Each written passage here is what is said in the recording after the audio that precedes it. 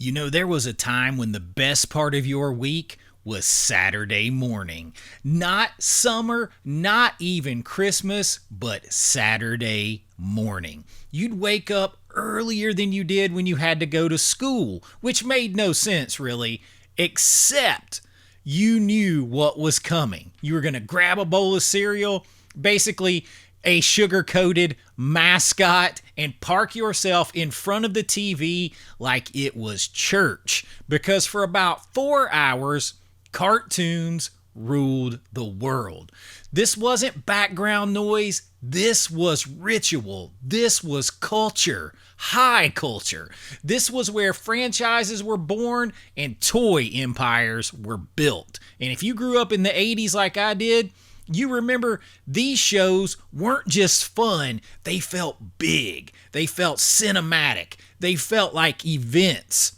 So today, we're talking about the 15 best 80s Saturday morning cartoons, the ones that defined childhood, sold out toy aisles, and somehow still live rent-free in our heads decades later. So pop that tape in, I got you, let's go do this.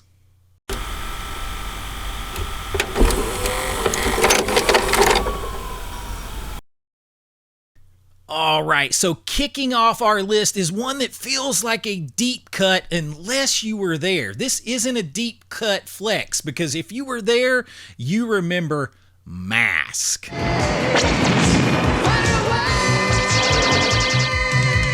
This thing had cars that turned into helicopters, motorcycles with hidden weapons, masks with superpowers. It was basically like if G.I. Joe and Transformers mixed together with Miami Vice somehow and had a very cool, very 80s baby. And I had the toys, the little cool smaller figures. Everyone had at least one cool M.A.S.K. vehicle. The Thunderhawk car was one that I remember having, and it turned into a jet. It was peak childhood engineering in the 80s. It didn't run as long as a lot of the big heavy hitters that we remember, but for like a brief window in the early mid 80s, this show felt like sort of the future, and the theme song still hits. It has a lot of adrenaline, one that I remember, and maybe I even remember the toys a little bit more, but M.A.S.K. had to be here. Now, number 11 is where things started to get bigger. They felt even more cinematic, and that is Voltron, because Voltron introduced a lot of American kids to animation that felt more serious, more dramatic, and more intense. Comes a legend. The legend of Voltron, defender of the universe. 5 robot lions combining into one giant warrior. That transformation sequence was like sacred. We had it. You basically form this big gaiju that later becomes almost, it makes me think of Pacific Rim. I don't know why, but you didn't talk during this thing. You didn't blink. You just watched it in awe. Apparently, we're getting a live action film of Voltron with Henry Cavill in the lead. That feels epic. It felt more epic back then than a lot of other cartoons. Higher stakes, more danger, and let's be honest, that toy was the holy grail. My brother and I cherished having that thing. If a kid on your block, and for the rare time we were those kids, you could combine that full set, you were basically royalty. Voltron comes in at number 11. Now, number 10, we pivot to some pure comedy chaos with Inspector Gadget.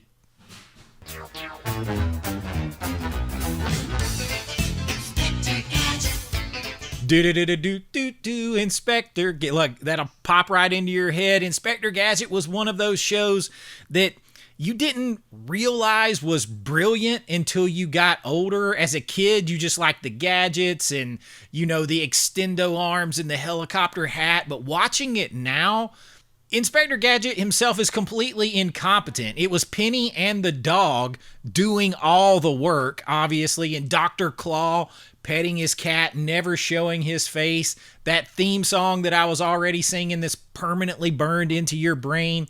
It was goofy, smart, endlessly rewatchable, which is probably why it lived on forever in reruns and VHS tapes and, all that kind of stuff. Inspector Gadget. Do-do-do-do-do-do. Now, number 9 reminds me that a little later in the video, I have something very big. I have the goats, the Mount Rushmore that kind of stand alone and complete this, that we'll kind of stop and pay homage to. But at number 9, we have Scooby and Scrappy-Doo show. Listen, I know that Scrappy-Doo was a controversial figure, but it's still Scooby-Doo, man. And if you were a kid in the early 80s, Scooby-Doo was legit, still is. Scrappy was awesome for some, tolerable for others, but this is the era that kept Scooby-Doo and the brand alive for a whole new generation. We're going to get into more of that later. It was faster, goofier, a little more chaotic, a little more supernatural leaning. There was other stuff like the 13 Ghosts of Scooby-Doo, different things like that that kept Scooby-Doo going. And for a lot of people, not necessarily me, but for a lot of people around that age, it was the entry point into the Scooby-Doo world before you discovered the original run that hit in reruns. So it had to be here. It comes in at number 9. Now, number 8 was the Smurfs. Where tiny creatures lived. They call themselves Smurfs. They were good. Listen, the Smurfs dominated Saturday morning cartoons for years. Everyone knew it. The show was everywhere. Bright colors, simple stories, memorable characters. You got Hefty Smurf, you got Smurfette, you got Papa Smurf, you got Brainy Smurf, you got every kind of Smurf. You got Gargamel trying to eat Smurfs for some reason, these little garden gnomes. But the one angry wizard, Gargamel, always made it for me, right? And it was a wholesome in a way. It told great sort of morality tales. It was very addictive, and the merchandising machine was absolutely unstoppable. It still hits today. And if you were alive in the 80s, you probably owned at least one Smurf or something with Smurf on it in one way or the other. The Smurfs, absolutely iconic, comes in at number 8. Now, at number 7, we get into where cartoons started trying to tie directly into blockbuster movies with the Real Ghostbusters. The Real Ghostbusters took a film that probably wasn't really meant for little kids, more on that in a video coming soon, and made it must-watch TV for kids. And honestly, it was actually really, really great. It expanded the universe. It gave us genuinely creepy ghosts, that sense of scary, spooky adventure, turned Slimer into a full-blown cartoon icon. It had great toys, just prime toy aisle domination. Every kid wanted a proton pack. Every kid wanted the firehouse, all of that stuff. Egon with his cream twirl hair for whatever reason. All that kind of things just kind of tied together. I love the Real Ghostbusters. I sit and watch it right now without a problem. It comes in at number 7. Now at number 6, we have DuckTales.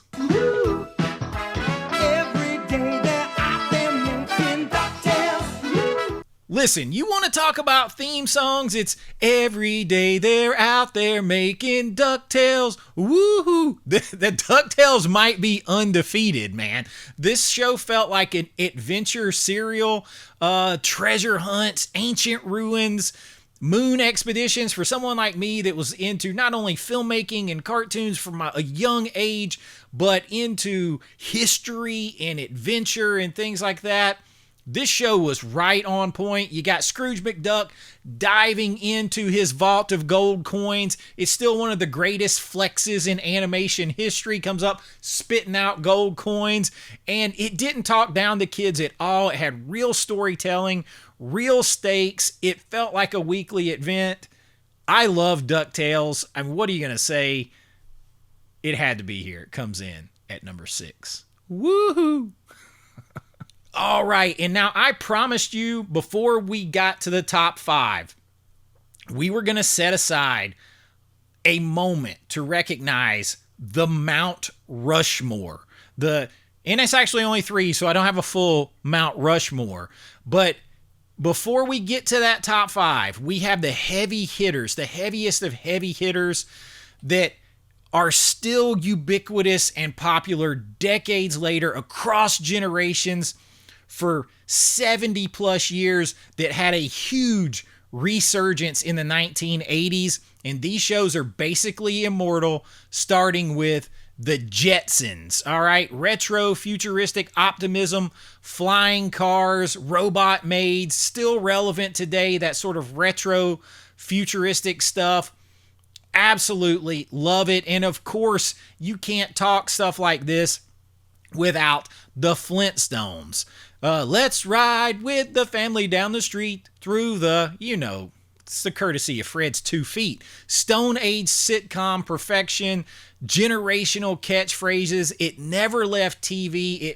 It got a big resurgence boom in the 80s, but nothing like number 1. And number 1 may be the greatest cartoon ever created. It's the original Scooby-Doo. Honestly, I think it's the best cartoon ever made. I do, in every single way. Nearly 70 years of cultural dominance with this thing. These 3 are on the Mount Rushmore. Scooby-Doo gave us the foundations for so much. These 3 cartoons, to me, stand alone, above, and outside because of the just sheer staying power, relevance. Scooby-Doo, still popular today. You go to Universal Studios, there's lines around the corner to meet the Scooby-Doo characters, Scooby-Doo merch. It's undefeated. These 3 stand alone. And hey, what can I say? I'm also a Flintstones kid. 10 million strong and growing.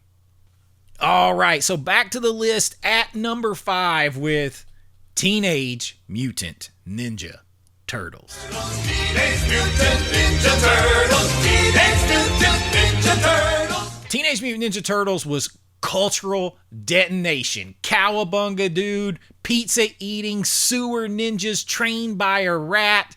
They got the hots for hot April O'Neil. Sure, why not? The toy line exploded. Absolutely. Video games, the cartoon, the movie, the original film. Every kid had a turtle. I still have them all in there. My son had them after me. And that's why, it's absolutely iconic. It wasn't just popular. It was absolutely everywhere. And it's still popular today. Teenage Mutant Ninja Turtles, Heroes on the Half Shell, Turtle Power. Now, at number 4, we have Thundercats. Ho!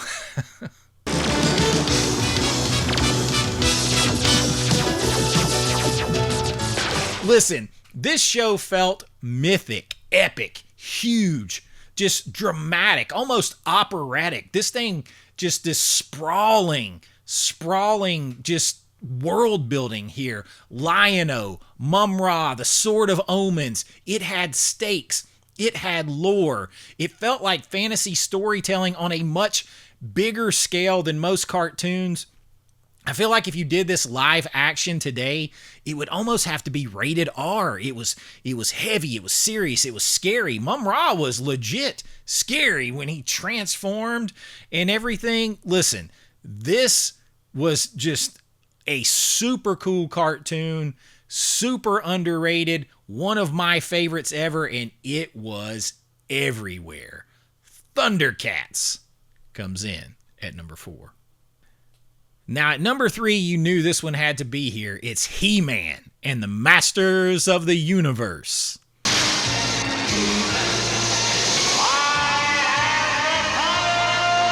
Listen, He-Man was pure 80s fantasy, and only 3 others share our secret. Among them, our friends the Sorceress, Man-at-Arms, and Orko. Muscle-bound heroes, just 80s hell yeah, evil skeleton villains, beautiful, ladies in the cartoon, magic swords, castles, Skeletor, one of the greatest cartoon villains ever. I'll hear no argument on that, because he's also one of the funniest. There's a reason why memes of Skeletor run wild today. The show basically defined the decade's aesthetic. The big muscles, everything else is basically like Conan in a way.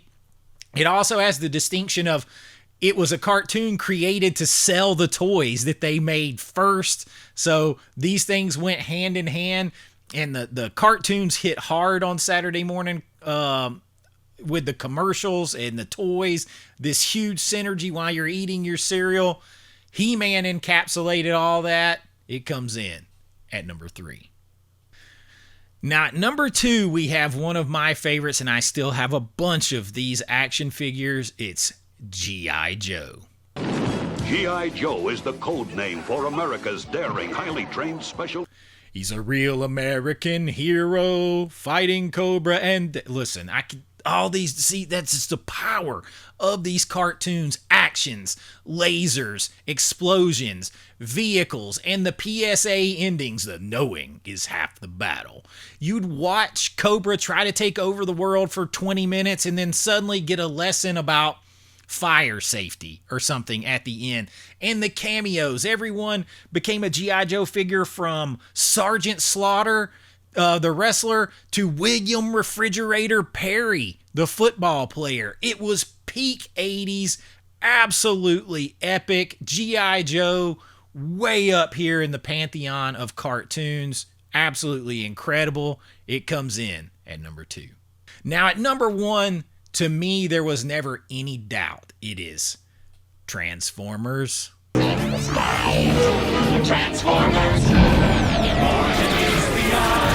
They're more than meets the eye. Listen, Transformers was an event. It had a huge movie that hit the movie theaters that shook our world. More on that in another video soon. But robots, war, space, epic storytelling, Optimus Prime. You know, you got the guy who did Eeyore doing his voice. And when the 86 movie hit and certain characters didn't make it, that was the first time a lot of us learned that fictional heroes could actually be gone. Heavy stuff for a toy-driven cartoon, but that's why it stuck. We have all of these movies, live-action movies, and the CGI on those original live-action Michael Bay Transformers really beats anything that we get today. It's the love and care of these things, and I can't get enough of Transformers at all to this day, and I still think it is number 1 here, outside of the GOATs, because I think Scooby-Doo is probably the greatest cartoon ever made. But Saturday mornings were absolutely legendary. And this just scratches the surface. These might be the biggest, but you had all kinds of others. You had Dungeons and Dragons. You had Jim and the Holograms. You had so many things. Thundar the Barbarian. You had a ton of cartoons. We're not even talking Super Friends here, or the Friends of Spider-Man, Amazing Spider-Man. All these different kind of things that came on that just filled us up with, you even had, I forget the name of it, the guy that turned into a race car. All these cartoons, and you would watch them because that block, that was almost the only chance you had. There was no streaming to catch it later. You were watching it then. It was appointment television for that 4-hour block or so, and then you turned it off and dad movies and stuff came on and you went outside and played. That's what it was all about. And I wanted to share that with you because that's what made the 80s Saturday morning so special. Limited, scheduled. You had to be there. It was an event. Everybody was watching. They built worlds. They built memories. They built an entire generation's imagination. And honestly, that's part of the reason we were so lucky to grow up in that era. And that's what I got for you. Let me know some of your favorites down here in the list. If you enjoyed this, please like and subscribe. It really helps out the channel. And if you'd like to support what we're doing here a little bit more, this is the day of the week where I kind of have my experimental list, but we do a lot of movie recommendation lists, series like Midnight Movies with Chase, big filmmaking style deep dive essays, because I'm a filmmaker and I love talking movies, but I also just love embracing the things that I have loved since I was a kid, keeping them alive and sharing them with you. Joining my Patreon helps that out. You'll get your name and lights on every video, behind the scenes looks at my filmmaking, special members only videos, and so much more, and everything helps the channel. But until next time, be kind, rewind like always. It's Chase with AV Pop Culture, and I'll see you real soon. Bye-bye. I know.